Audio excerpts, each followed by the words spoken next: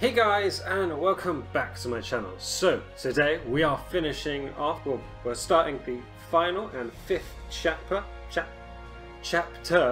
of the war stories, and so nothing is written. So in the deserts of Arabia, an insurgency war was raging years before I got to France. Tribes of Bedouins had united to fight a war that was very different from the one we fought in the trenches. Using small mobile units, they challenged the might of an empire, and they were rallied around the ideas of a single, influential warrior. Ideas of freedom and change. So this is Nothing is Written. So it's following the Lawrence of Arabia side of the story. So let's just jump straight into the first part.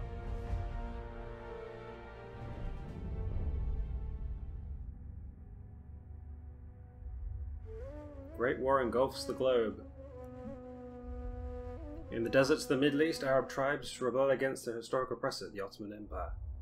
To counter the uprising, the Ottomans deploy their most advanced technologies, the Empire's devastating artillery, combat aircraft and armoured vehicles engage rebel forces wielding rifles from horseback. Lawrence was an unconventional British officer who works with a small force of highly mobile rebels. They cannot confront the Ottoman forces head on, instead they must fight another way. So insurgency sort of tactics. Guerrilla warfare, but in a desert, not a jungle.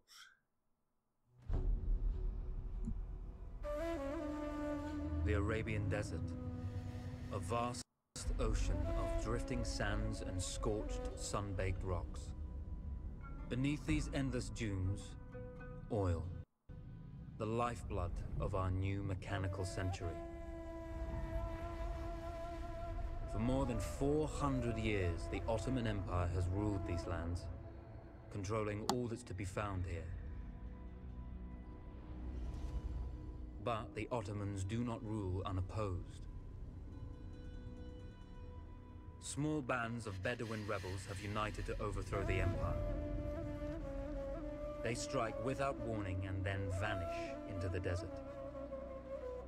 Fighting alongside them is a lone British officer, whose exploits have earned him wide renown. The world has taken to calling this man Lawrence of Arabia.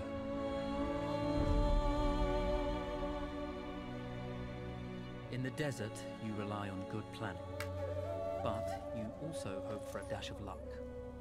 And luck was with us when we learned of a recently derailed Ottoman train carrying a most interesting piece of cargo. Okay, so let's spot these enemies, shall we? A small patrol had joined the Ottomans who survived the crash. Together, they guarded the wreckage and waited for reinforcements. Right, we've got plenty of stuff here. It's the crash train. We've got lots of supply crates. I believe that's everyone. Can't see anybody else. So enter the rooftop hatch of what? What am I getting into? Is it the top of this? Oh, I think it's this train there we're trying to get into. Yeah, there it is. So I only have a knife. I don't know if that's the only thing I'm meant to be having. Oh god, there's one right there. How did I not spot him? Okay, so I'm gonna have to go. A lone fighter has just one advantage over a large enemy force. A lone fighter can move unseen. So I'm assuming that's what I'm meant to be doing. I'm gonna check out this guy anyway.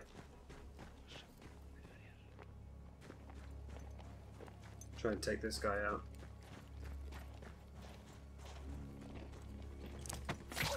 There we go.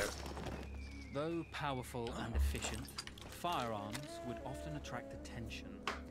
You had to be prepared for the Ottomans to respond in kind. So don't use them unless I really have to.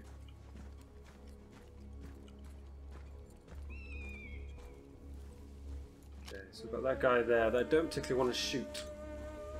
Need to get it behind the gunner, really.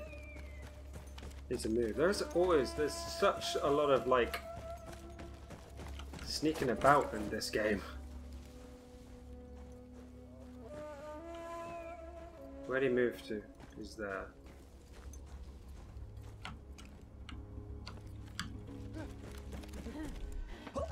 There we go. I've got a horse. Maybe there's some silenced weapons in here. I can go mental with a Lewis gun. And it's always good to have some grenades as backup. There we go then.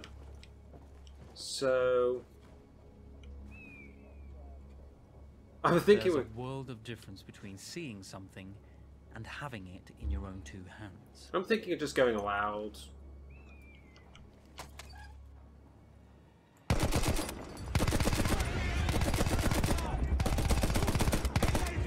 This makes life a little bit easier, except for that grenade. It's not taking out the gun system though, that's okay.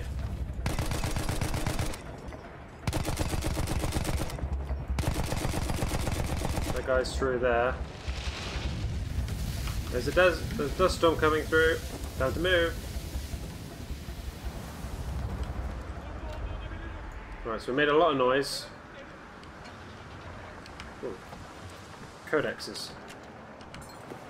Always need feed manuals. Right, I need to take this guy out.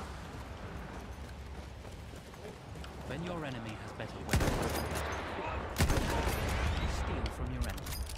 Yeah, that's what I've done. Right, so we can check out the train for stuff. Now you can open up all these doors, so you could have like surprised everyone from anywhere. Nothing in those. Right, so let's get on the roof of this train, shall we?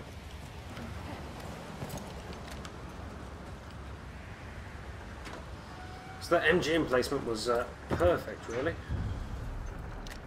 Search the code book. There's plenty of stuff over here.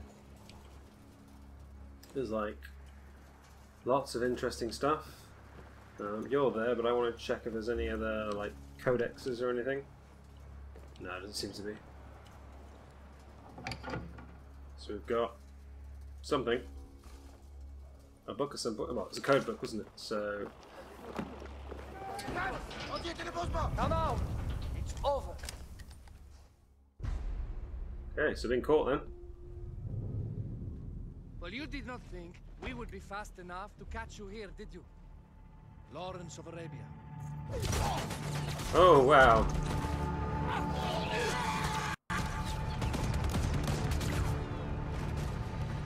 Was not expecting that. Actually, I was rather depending on it.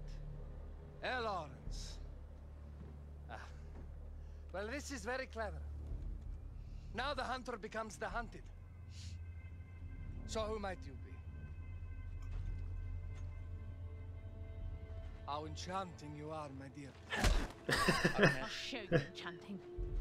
If it weren't for you, I'd be free. Free, is it? You'll be free when you're dead. And I'm happy to tell you, the Empire intends to grant you all this freedom very soon. Ooh. Even now, an engine of destruction scours this desert, obliterating your allies, your families, your homes. Soon there will be nowhere to run. Oh, so Nowhere to hide. using an armored train to do all of this. Soon all that you know, and all that you love, will be ashes. You Wow. will all be free to die. Oh, you animal! Zara, Oh,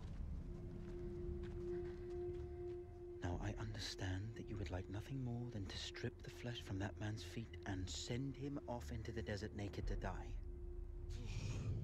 But think about it. You're right. Should just kill him. I'm sorry. My friend here, she can be a little brusque. You're going to tell me how to lie to your train, so we can lure it into a trap and destroy it. impossible.